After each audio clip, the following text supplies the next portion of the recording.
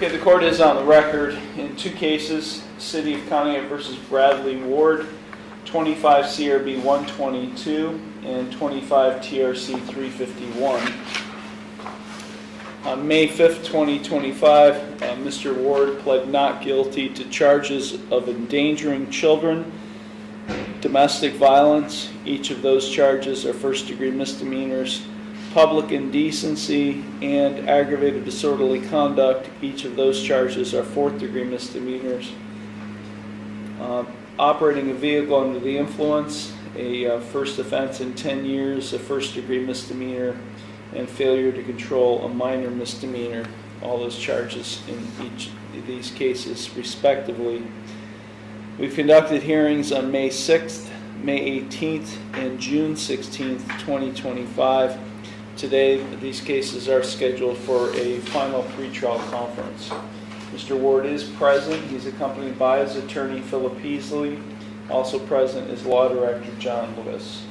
The court is in receipt of a pretrial report. Mr. Lewis. Thank you, Your Honor. The offer that's been extended to Mr. Ward this morning, with regard to the criminal case, Your Honor, the city would dismiss the domestic violence complaint at the defendant's cost. That is pursuant to conversations I've had with the alleged victim, Ellen Smith, who is present in the courtroom at this time. With that dismissal on the domestic violence, the offer would be to plead to the remaining charges in the criminal case, with the city recommending probation. Whatever fines the court would deem appropriate, along with the court costs of that case. With regard to the OVI case, the traffic case, plead to the OVI as charged, and with that plea, the city would recommend would recommend the mandatory minimums for that offense, and would dismiss the balance of the charges in that case at the defendant's cost. Thank you. Thank you. Mr. Easley? Thank you, Judge. Those are the recommendations, to our knowledge, which Mr. Lewis has just stated. For the record, both myself and Attorney Brianna Allen have talked with Mr. Ward at length about the incident in question and the charges which resulted out of it. This is pretrial number 3, and we're aware that another pretrial would not be likely. We have agreement, Your Honor. To my knowledge, I've explained the consequences to Mr. Ward, and he is receptive to the agreement and does agree to resolve this matter in lieu of trial along the lines of the offer which has been presented to the court and the recommendations. He's also aware that his court does not have to follow said recommendations. Thank you, Your Honor. Thank you. Okay, Mr. Ward, it's my understanding today that you wish to change your original not guilty pleas and plead guilty to charges of domestic violence, a first-degree misdemeanor, public indecency, a fourth-degree misdemeanor, and aggravated disorderly conduct, a fourth-degree misdemeanor in the 25 CRB 122 case, and to one count of operating a vehicle under the influence, a first offense in 10 years, a first-degree misdemeanor in the 25 TRC 351 case. In exchange for those guilty pleas, the endangering children charge and the failure to control charges would be dismissed at your cost. Is that what you would like to see happen today? All that was correct, except for you said plead guilty to the domestic violence, which would be thrown out. He's correct, Your Honor. Oh, I'm sorry. The domestic violence would be dismissed. I missed that. And then take to the balance. Oh, I'm sorry. You're going to be. Thank you for correcting that. If I put that wrong on the sheet. No, that's my mistake. On this Monday morning. Sorry about that. No, that's all right. So you'd be pleading guilty to endangering children, public indecency, and aggravated disorderly conduct, and the domestic violence charge would be dismissed in the criminal case. Is that what your understanding is? Yes, Your Honor. Okay. I apologize for that. Do you understand by pleading guilty to those charges that you are waiving your right to a trial, which includes your right to cross-examine witnesses and to confront evidence presented against you? You'd be waiving your right to testify or not to testify without any negative connotation. You'd be waiving your right to subpoena witnesses. You'd be waiving your right to a jury trial. You'd be waiving your right to be proven guilty beyond a reasonable doubt. All of those are trial rights you'd be waiving by pleading guilty to these charges today. Is that what you wish to do? Yes, Your Honor. You understand, or you are represented by Mr. Heasley, and Mr. Heasley mentioned as well Brianna Allen. Have you had sufficient time to consult with them, and are you satisfied with their counsel? Yes, Your Honor.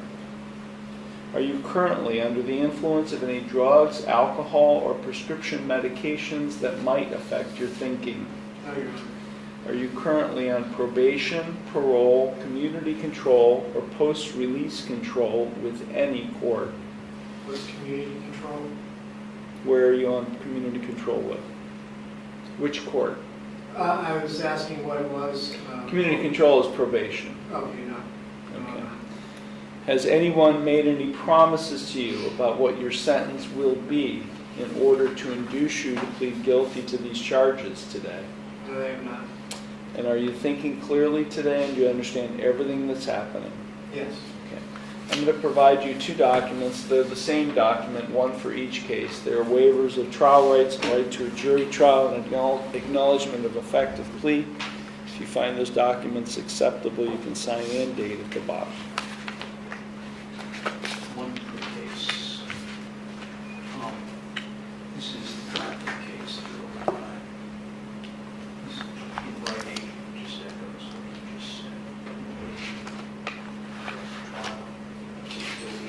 Trial shuts down everything except for the evidence. So you sign here. We will submit these to the court.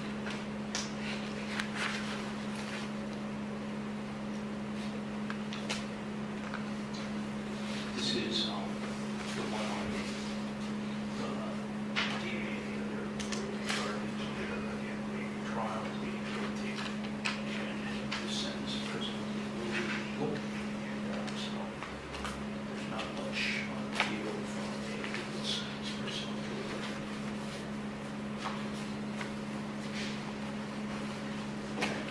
Mr. Lord and myself have executed waivers in the two cases. Thank you. Thank you. The court does find the defendants and his attorney have executed in open court the written waivers. The court does find the plea arrangement acceptable.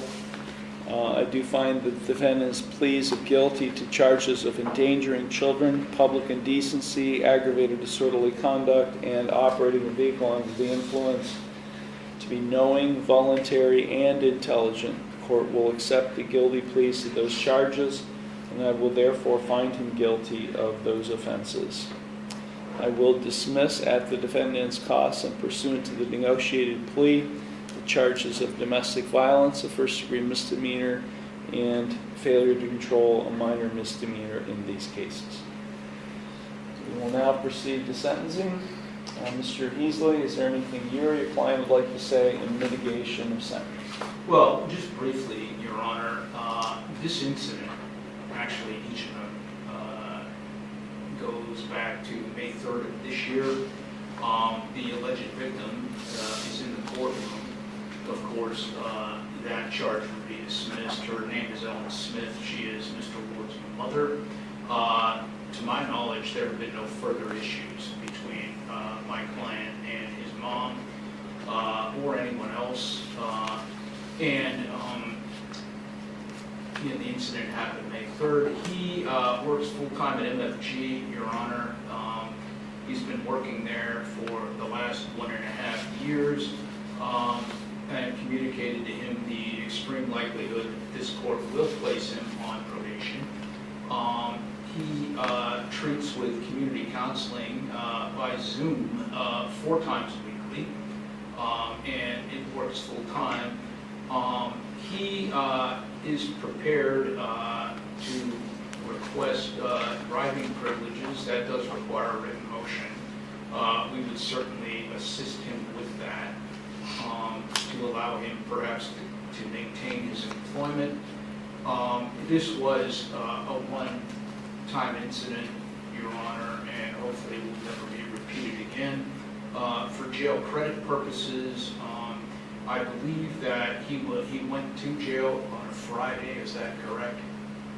Friday or Saturday. Okay, and appeared before the court the following Monday for arraignment, so I'm sure the court will issue the appropriate jail credit. He's got no other cases. Okay, and that's Mr. Ward, Your Honor, and although the court is not bound to follow the recommendations, we would hope that the court would do so. And we appreciate Mr. Lewis's offer regarding what was dismissed here and the minimum recommendations on the OVI. Thank you. That's all. He was arrested on a Saturday Oh. evening, Saturday night, actually, and then was released on the following Monday, so. Okay, Mr. Ward, is there anything you would like to say at this time before I impose sentence?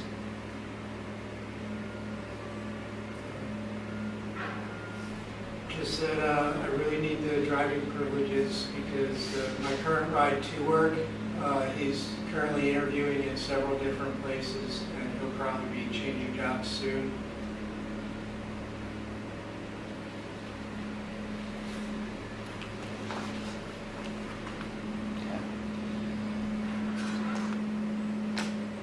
Anything else you'd like to say?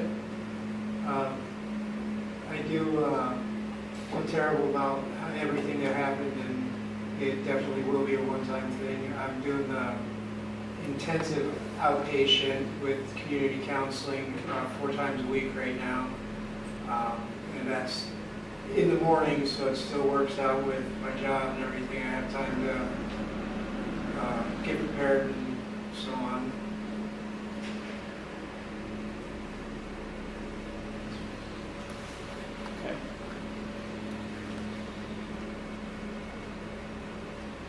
Anything else? I'm No, that's it. okay, thank you.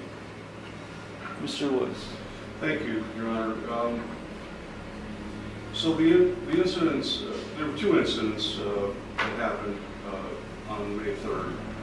The first incident involved the OVI. On that date, Your Honor, Detective Cleveland was traveling north on Mill Street, approaching State Street. He was stopped at the light, and he saw a white Subaru Forester travel westbound on State Street at a very high rate of speed through the intersection at State and Mill. Vehicle lost control, vaulted over a curb into the parking lot at True North, landing sideways. The vehicle barely missed the gas pumps and a person pumping gas. The vehicle then accelerated out of True North parking lot, entered the roadway on Mill Street, traveling south. The vehicle traveled left of center and almost struck another oncoming vehicle before traveling off the west side of the road into a field at the northwest corner of Mill Street and Main Street, and coming to a final arresting point. Detective Cleveland approached the driver, Mr. Ward, who smelled strongly of marijuana and appeared to be significantly impaired. He did not know where he was or what had happened to him. There was a child, then 19-month-old child, in the back seat of the car, in a car seat. The child was crying. Detective Cleveland did not know if the child had been injured. And then at this point, on-duty officers arrived. Mr. Ward did not appear to know what was happening at that time. In fact, he told the officers he did not remember how it happened, how the accident happened, even though it had just happened. Mr. Ward's mother, Ellen Smith, she arrived on the scene, took custody of the child. Mr. Ward was unable to perform any of the field sobriety tests. He was unable to follow the instructions as far as the sobriety tests were concerned. There was found on his person suspected LSD or acid strip, also another sandwich bag containing a clear rock-like substance consistent with methamphetamine. Those were found on his person. He was arrested. The suspected methamphetamine and LSD strip have been logged into evidence. We're still waiting for the lab results on those, Your Honor, unfortunately. Again, Your Honor, I would add that I have spoken with Ms. Smith several times now, and she was in favor of dismissing the domestic violence complaint. That incident occurred after the OVI incident on the same date. Officers responded to. So he was not placed under arrest after the OVI? I think he was placed under arrest and then bonded out, Your Honor. What happened? Does that sound right, Mr. They released him to me within an hour of Yeah, right. them Yeah. talking to me. So then later the same day, officers responded to 133 Garden Street for a report of a domestic disturbance. The alleged victim, Ms. Smith, was advised the officers that Mr. Ward had struck her in the face. When the officers approached Mr. Ward, his penis was exposed, hanging out of his boxer shorts. He was advised to remedy that situation, and he did not comply with that. And again, he was acting like someone that was under the influence of some type of narcotics at the time.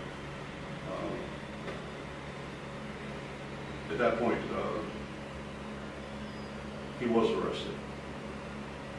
Actually, he was taken to the hospital because officers were concerned for his, the fact that he seemed to be extremely under the influence of something. Thank you. Mr. Heasley, any response to any of that? Your Honor, we have, as I think I indicated, we've been over the facts with Mr. Ward. This occurred May 3rd, and this is, these things happen with people who are under the influence, and I think Mr. Ward, who did spend some jail time on this and had to go to the hospital over it, is aware that there's a price to be paid, and we believe that this will not happen again, Your Honor. Mr. Ward is dealing with his problem as described in an intensive manner, and if this thing were to ever happen again or similar circumstances, then that could be very unfortunate for him, and we're hoping that it will not, and I'm sure that Mr. Ward himself feels the same way, as well as his parents are in the court. Thank you very much, Your Honor.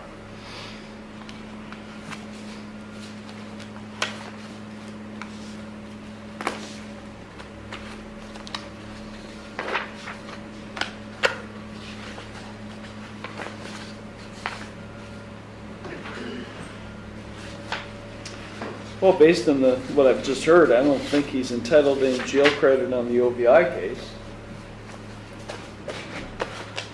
Entitled to 2 days jail credit on the criminal case, but not the OVI case.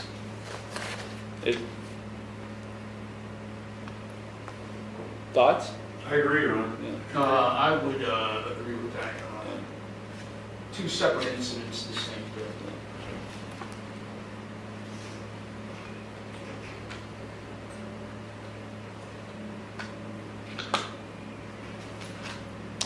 Well, even though this is a first offense in 10 years, the circumstances are ridiculous.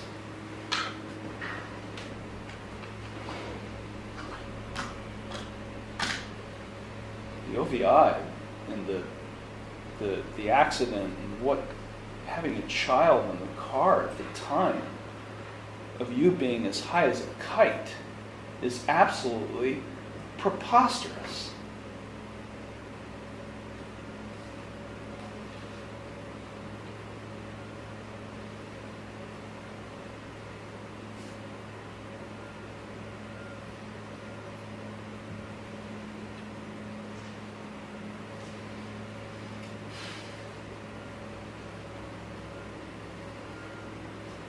Okay, I'm going to sentence on the OVI first.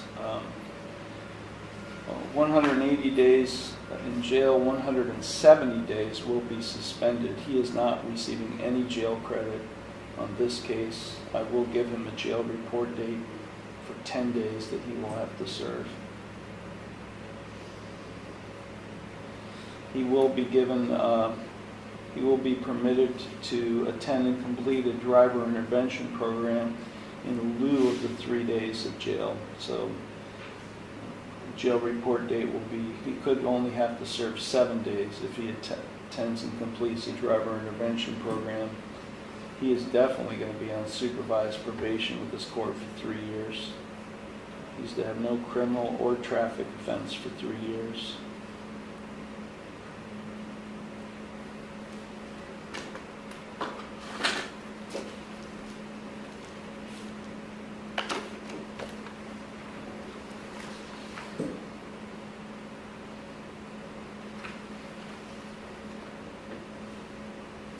$565 fine, that's the minimum fine.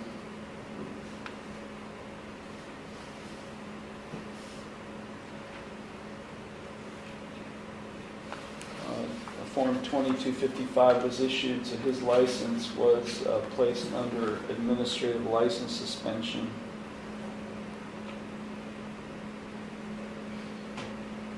At least I believe it was. The box doesn't appear to have been checked on the 2255 form indicating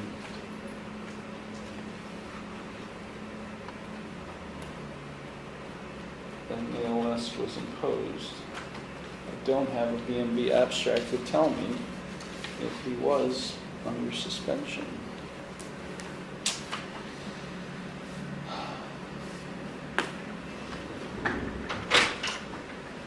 Can Michelle come here for a second?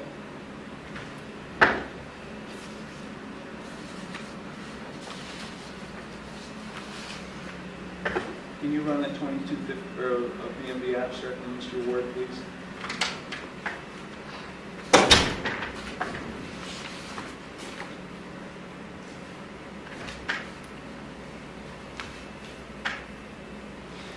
I will give him, once I figure out the length of his suspension, I will give him limited driving privileges upon proof of financial responsibility and other supporting documentation. Thank you, Judge. Of course, there is a 15-day waiting period, and we'll have to determine whether that suspension has started or not. What I'm getting at, Mr. Ward, is I'm not sure if you're under suspension right now. Yes, I did ask it to BMV sometime after, and it does not appear in their system that I am suspended. Yeah. Where did I thought you got a letter saying you could work? I'll check. No, your license was placed under administrative license suspension on the date of the offense. So I will give him credit. I am going to suspend his license. Could be anywhere between 1 and 3 years. I'm going to suspend his license for 18 months. I will terminate the ALS. I will give him credit for hard time on the date of the offense. So this suspension will be retroactive to the date of the offense of May 3rd, 2025. So as I said, I will give him limited driving privileges upon proof of financial responsibility and other supporting documentation. A motion needs to be filed with this court with the appropriate documentation, supporting documentation, requesting privileges. Mr. Ward did provide proof of financial responsibility, I see, which was effective on the date of the offense, so I will make a finding that he did provide proof of insurance to avoid any non-compliance suspension in this case. I will order the defendant successfully continue his treatment at the community counseling center. It is to comply with all recommended course of treatment and execute any necessary releases for our probation department to monitor. He is ordered not to purchase, possess, or consume any alcoholic beverage or drug of abuse or any pseudoephedrine product or go into any bar or liquor establishment for a period of 3 years.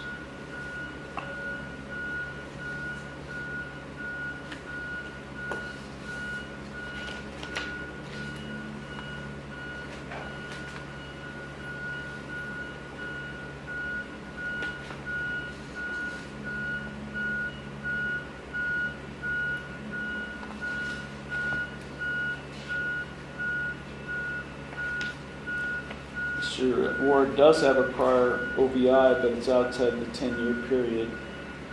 I don't see any prior physical control charges, which would require a lengthy immobilization of the vehicle. Where is the vehicle involved, Mr. Ward?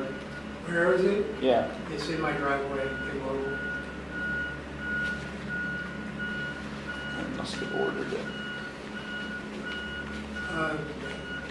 No, it's just immobile because the tires and rims are okay. destroyed. Well, it's not subject to any immobilization, so. This sentence is consecutive to all other sentences.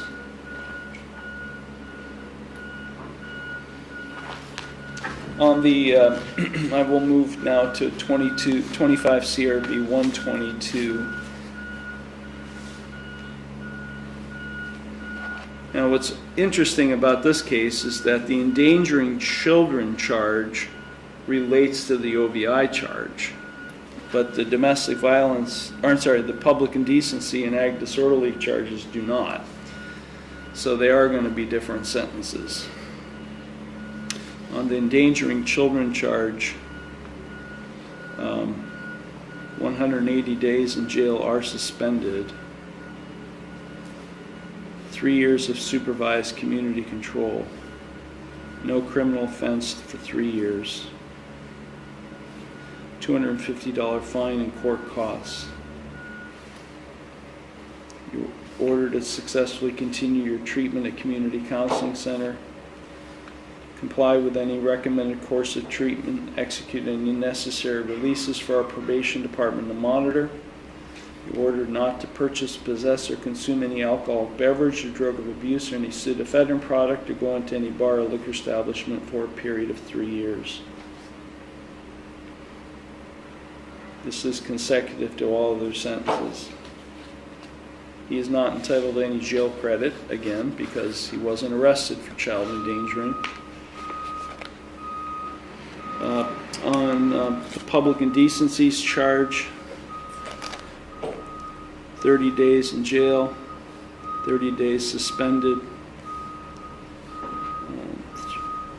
actually 28 days suspended, I'm sorry. He will be given jail credit for those 2 days that we talked about from May 3rd to May 5th.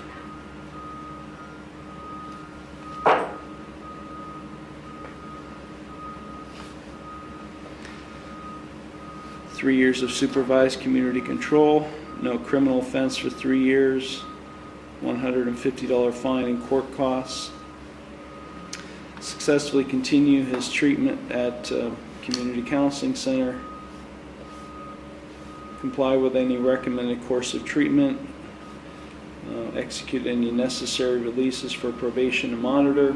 He's not to purchase, possess, or consume any alcoholic beverage or drug of abuse or any pseudoephedrine product or go into any bar or liquor establishment for a period of 3 years. This is consecutive to all other sentences.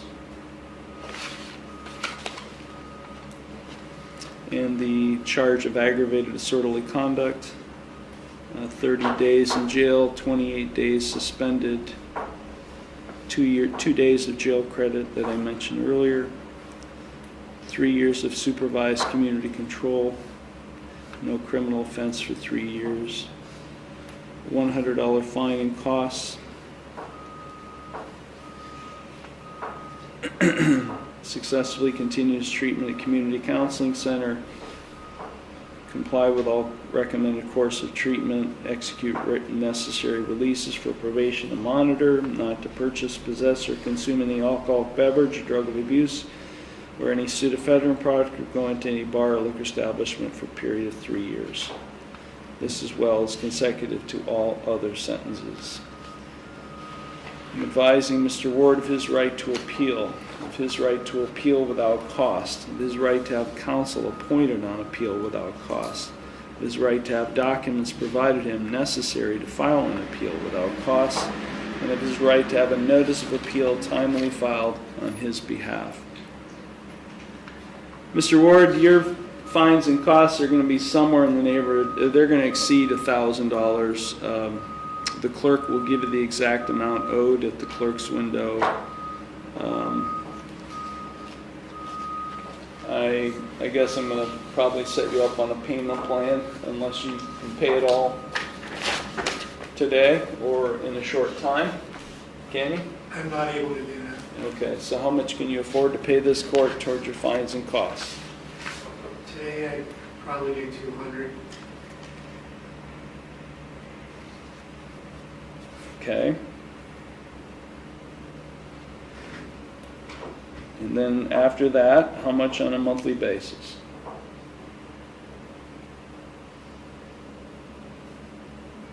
Probably 200.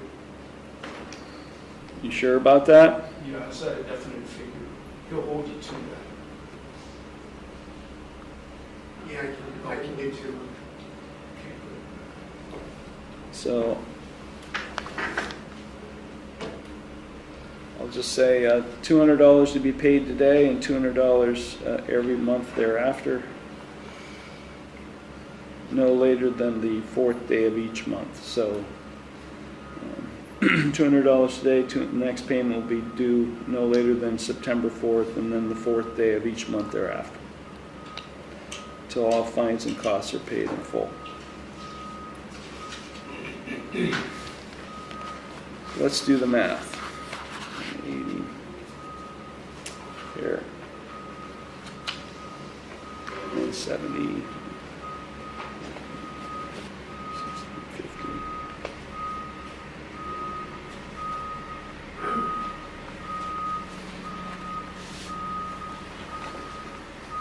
$406 days of jail are going to be hanging over your head, Mr. Ward. 406 days. That's in addition to the 10 days of jail that you actually have to serve, or the 7 days plus the 3-day driver intervention program. If over the course of the next 3 years you are found to have violated the terms of your probation, I could impose more restrictive community control sanctions, more restrictive than what I've already done. I could extend your probation from 3 years up to a maximum 5 years, so I could extend your probation for additional 2 years, or I could impose up to 406 days of jail, or any combination of those 3 things. So do you understand the consequences you face if found to have violated your probation? Yes, Your Honor. Okay. Mr. Lewis, anything? No, Your Honor, thank you. Okay. Mr. Heasley. Nothing further, Your Honor. Thank you very much. Okay, Mr. Ward, you'll be going to the clerk's window, and then you'll be meeting with the probation department today. So this matter is concluded. Thank